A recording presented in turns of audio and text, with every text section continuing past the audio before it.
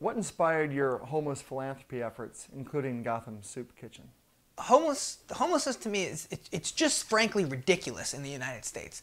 And I understand that's a very complicated problem, and it's not as simple as saying just let the millionaires pay for the people to get off the street, because there's problems why people are on the street.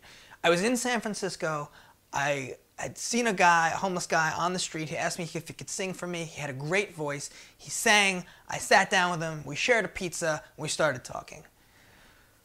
A couple minutes later, another group of people passed by, and I was sitting with him at his level, and these people were standing above us, and they ignored him.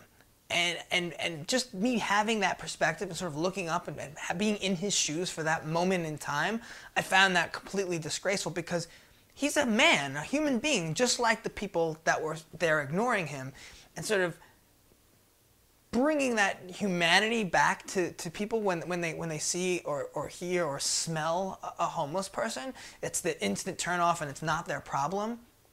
I wanted to do something about that, but I didn't know what it was, and so I took my love of food and created this show called Gotham Soup Kitchen, which was basically your standard sort of food chef cooking type of show, but it was on public access in Manhattan, and I did it in my Manhattan kitchen.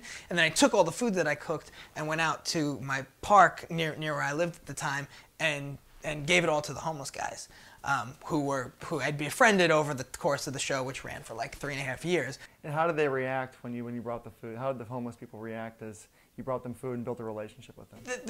The guys, because they were all guys, but the guys reacted the way that anybody reacts when you give them food. They don't react differently. They didn't react differently than if I were to give you food, in the sense that they were not, they weren't like, oh my gosh, I'm so starving, thank you, so, like, which is what you would expect. They took the food, they said thanks very much, they asked what it was, they asked what was in it, we had a conversation about how I made it, all those kinds of things, very, very regular conversations.